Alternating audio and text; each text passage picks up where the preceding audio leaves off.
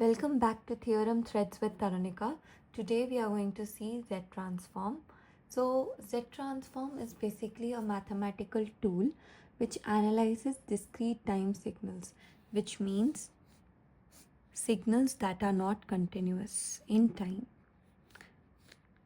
Not this one, this signals, discrete time signals, and it is used in signal processing and control systems. It transforms time domain to frequency domain. This is the basic thing we should know what is Z transform. So next we are going to see the basic formula for Z transform, what we use. Summation of n equals to 0 to infinity f of n z of minus n, z of power minus n, where n can be 0, 1, 2, 3. It is a series, so it is a continuous one. So let's see basic formulas that we'll be requiring for this chapter. One formula is 1 minus x, the whole inverse 1, which is 1 plus x square plus x cube plus x to the power 4, and it keeps on going. For minus, whenever we have a minus sign here, it will all be plus here. If we are having plus sign here, it will be plus minus, plus minus. So 1 minus x plus x square minus x cube plus x to the power 4 minus x to the power 5 plus x to the power 6 and goes on. So let's see example. If we have they have given z, we have to find z of 1. So now the function is given, correct? F of n is equal to 1.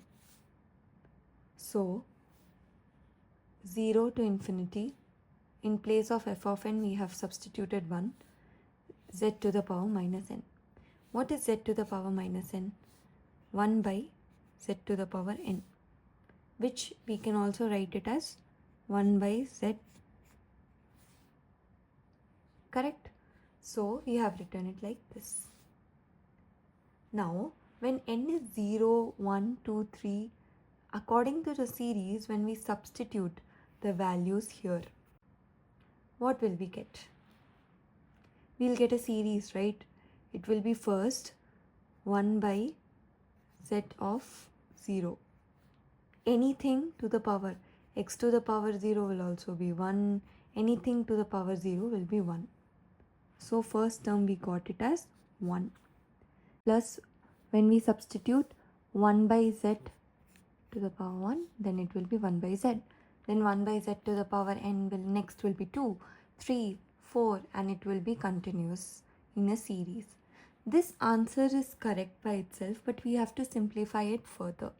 So now when we see here, it's 1 minus 1 by z whole inverse. How are we taking this?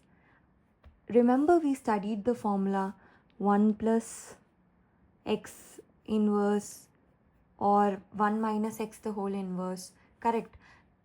I said you, if you are taking plus, then it will be plus minus plus minus. If you are taking it minus, then it will, all the terms will be plus after the equal to sign, right? So when we are seeing all plus here, then what will we get? It will be negative, correct? So 1 minus 1 by z the whole inverse. So how to take, now here we'll take LCM, common multiple, z as common. So here we have to multiply z, which is z minus 1 divided by z whole bracket inverse, correct? How can we remove the inverse? Removing the inverse is very easy if you are having numerator and denominator, correct? Numerator and denominator, just one step, make the numerator go down, denominator bring it up. So z divided by z minus 1. So this is the final answer.